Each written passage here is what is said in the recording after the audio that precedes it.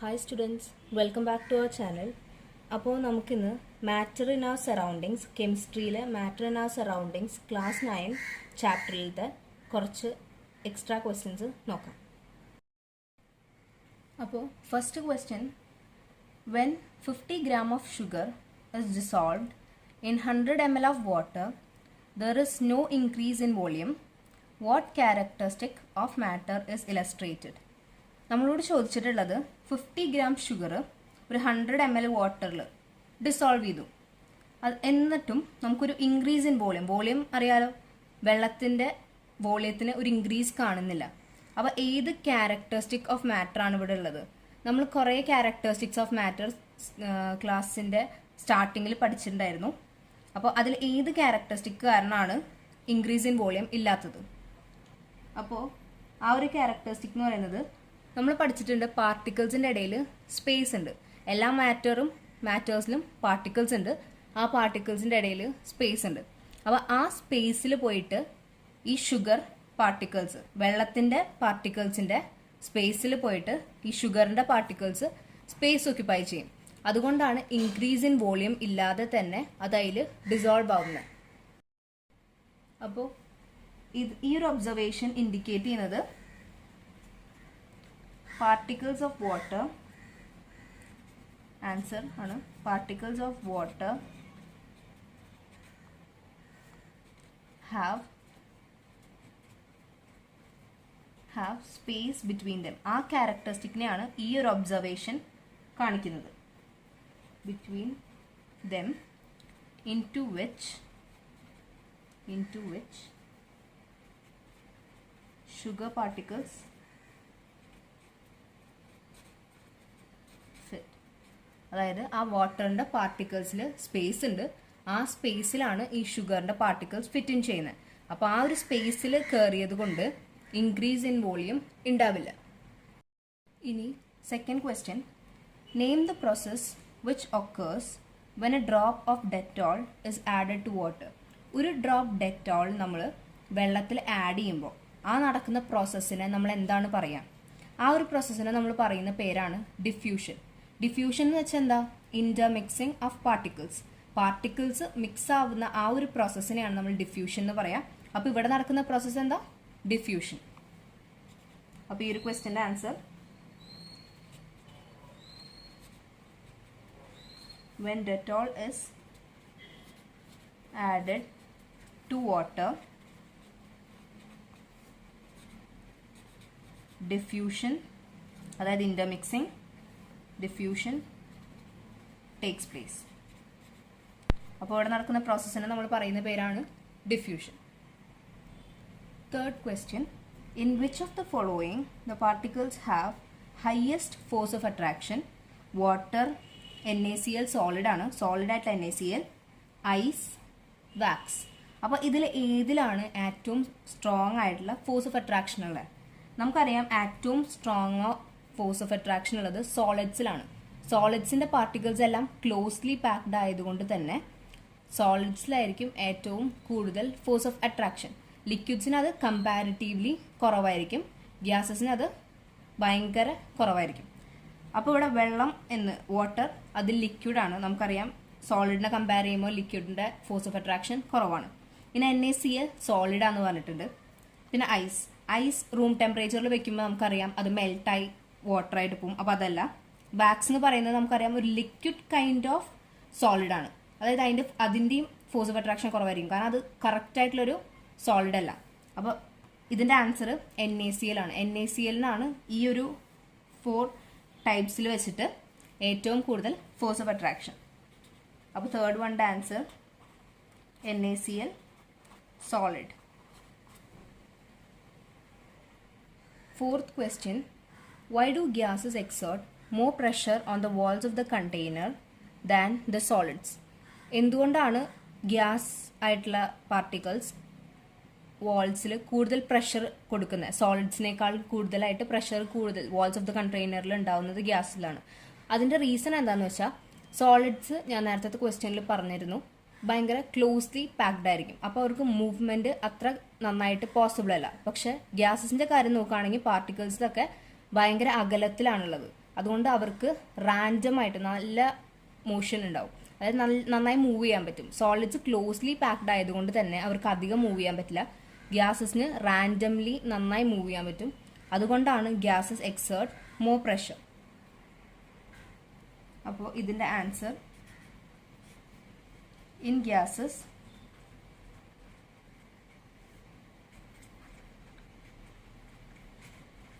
particles move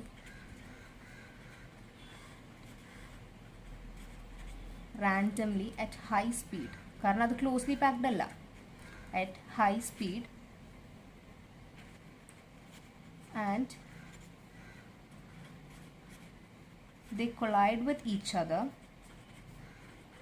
They collide with each other and with the walls of the container. And with the walls of the container. അപ്പോൾ അതുകൊണ്ടാണ് gases exert more pressure on the walls of the container. Next question. Which of the following diffuse faster? Water vapor, wax, ethyl alcohol. നമുക്കറിയാം diffusion ഏറ്റവും easy ആയിട്ട് നടക്കുന്നത് ഗ്യാസസിലാണ്. ലിക്വിഡ്സിൽ comparatively lower ആയിരിക്കും, സോളിഡ്സിൽ ഭയങ്കര lower ആയിരിക്കും. അപ്പോൾ ഇതിൽ വാട്ടർ വേപ്പർ ഗ്യാസ് ആണ്. വാക്സ് കൈൻഡ് ഓഫ് ഒരു സോളിഡ് അല്ലെങ്കിൽ ഒരു ലിക്വിഡ് ആയിട്ട്. നമുക്ക് വാക്സ് ലിക്വിഡ് ഫോമിലും അതുപോലെ സോളിഡ് ഫോമിലും കാണാൻ പറ്റും. പിന്നെ ഈഥൈൽ ആൽക്കഹോൾ അതൊരു ലിക്വിഡാണ്. അപ്പോൾ ഇതിലേതാണ് ഏറ്റവും ഡിഫ്യൂസ് ചെയ്യാൻ പറ്റുന്നത്, ഏറ്റവും ഫാസ്റ്ററായിട്ട് ഡിഫ്യൂസ് ചെയ്യാൻ പറ്റുന്നത്? Answer water vapour. കാരണം വാട്ടർ വേപ്പർ എന്ന് പറയുന്നത് gaseous സ്റ്റേറ്റിലാണ്. 6th question.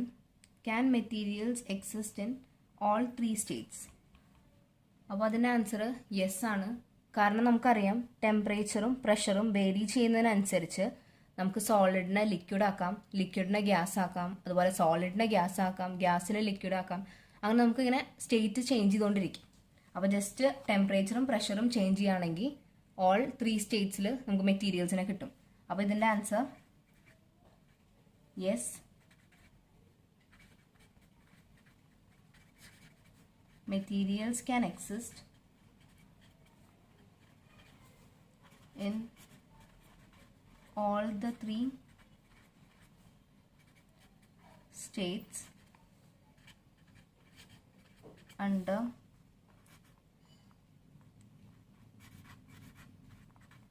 different conditions of temperature and pressure. 7th question. Why gases are compressible but not liquids? നമുക്ക് ഗ്യാസസിന്റെ കാര്യം നോക്കിയാൽ അറിയാം, ഗ്യാസസിൽ പാർട്ടിക്കിൾസ് എല്ലാം ഭയങ്കര ദൂരത്താണ് പ്ലേസ്ഡ് ആയിട്ടുള്ളത്. ലിക്വിഡ്സ് കമ്പാരിറ്റീവ്ലി ക്ലോസർ ആണ് പാർട്ടിക്കിൾസ് എല്ലാം തന്നെ. അപ്പോൾ ഗ്യാസസിന്റെ ഇന്റർമോളിക്കുലർ സ്പേസ് എന്ന് പറയുന്നത് അത് ഭയങ്കര കൂടുതലാണ്. ലിക്വിഡ്സിൽ അത്രയില്ല. അത് ലെസ് ആയതുകൊണ്ടാണ് ഗ്യാസസ് കംപ്രസിബിൾ ആണ്, പക്ഷെ ലിക്വിഡ്സ് അല്ല. അപ്പോൾ ഇതിന്റെ answer gases are compressible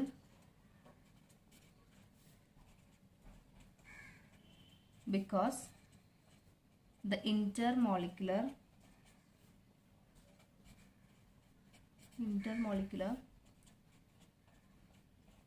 space is very large in gases, whereas liquids are not compressible because in liquids the intermolecular space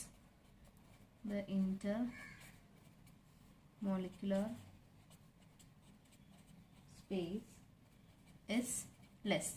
അതുകൊണ്ടാണ് ലിക്വിഡ്സ് കംപ്രസിബിൾ അല്ല, പക്ഷേ ഗ്യാസസ് കംപ്രസിബിൾ ആണ്. 8th question, which gas is called dry ice and why? നമുക്കറിയാം solid carbon ഡൈ ഓക്സൈഡിനെയാണ് നമ്മൾ dry ice എന്ന് വിളിക്കുന്നത്. അതിൻ്റെ റീസൺ എന്താ? Solid carbon dioxide, gaseous സ്റ്റേറ്റിലുള്ള കാർബൺ ഡൈ ഓക്സൈഡ് ഡയറക്റ്റ് ആയിട്ട് സോളിഡ് സ്റ്റേറ്റിലേക്ക് പോകും. അതായത് സോളിഡ് കാർബൺ ഡൈ ഓക്സൈഡ് ആയിട്ട് മാറും. അതായത് സബ്ലിമേഷൻ എന്ന പ്രോസസ്സ് വഴിയാണ് അങ്ങനെ ഉണ്ടാകുന്നത്. അതുകൊണ്ടാണ് സോളിഡ് കാർബൺ ഡൈ ഓക്സൈഡിനെ നമ്മൾ ഡ്രൈ ഐസ് എന്ന് പറയുന്നത്. അതായത് ഗേഷ്യസ് ആയിട്ടുള്ള കാർബൺ ഡൈ ഓക്സൈഡ് ഡയറക്റ്റ് ആയിട്ട് സോളിഡ് കാർബൺ ഡൈ ഓക്സൈഡ് ആയിട്ട് മാറും. അപ്പോൾ ഇതിൻ്റെ answer solid CO2 is known as dry ice. This is because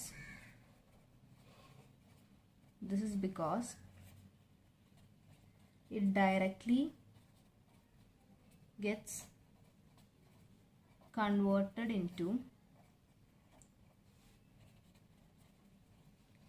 gaseous state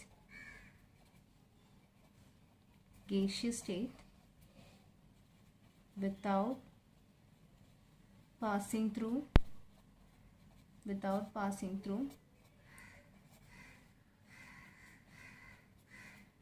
liquid state.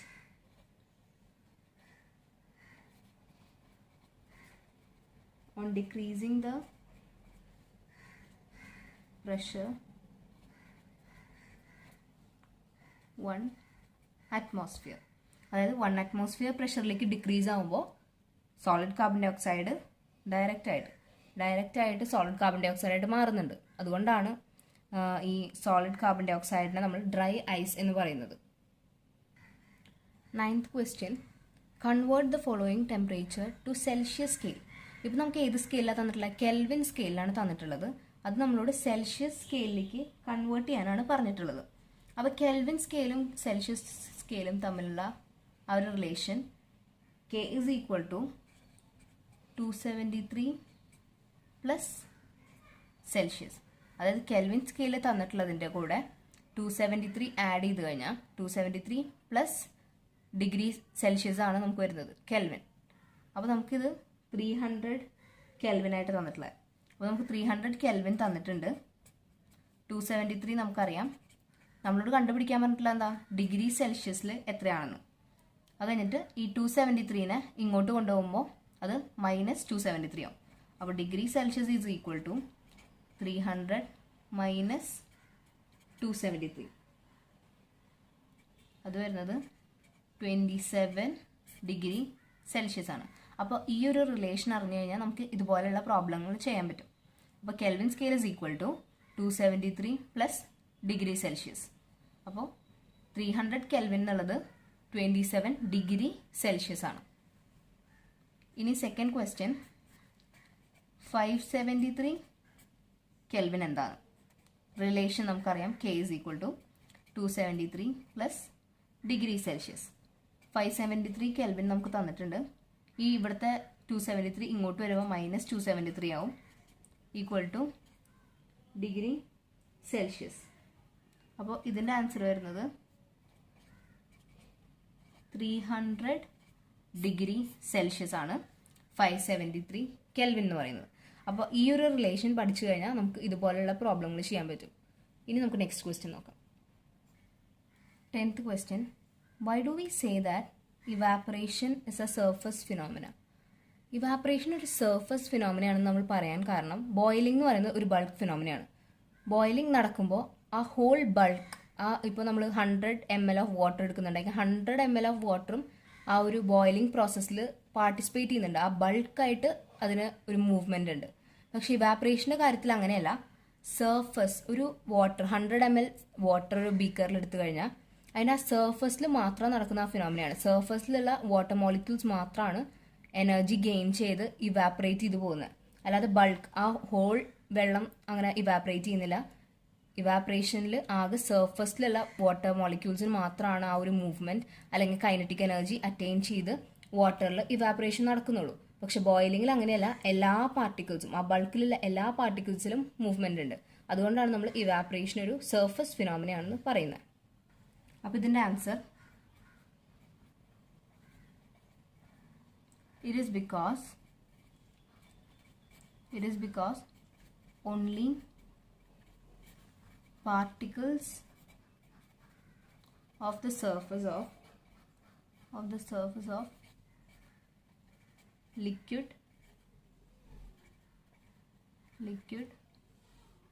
gains energy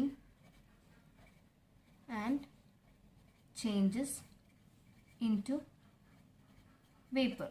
സർഫസിലുള്ള liquid മാത്രമാണ് ആ ഒരു എനർജി ഗെയിൻ ചെയ്തിട്ട് വേപ്പറായിട്ട് ഇവാപ്പറേറ്റ് ചെയ്ത് പോകുന്നത്. അതുകൊണ്ടാണ് നമ്മൾ ഇവാപ്പറേഷൻ ഒരു സർഫസ് ഫിനോമിനയാണെന്ന് പറയുന്നത്. അപ്പോൾ ഇത്രേ ഉള്ളൂ. ഇനി ഇതിൻ്റെ നെക്സ്റ്റ് പാർട്ട് നമുക്ക് അടുത്ത വീഡിയോയിൽ കണ്ടിന്യൂ ചെയ്യാം. അപ്പോൾ താങ്ക് യു എവ്രിവൺ.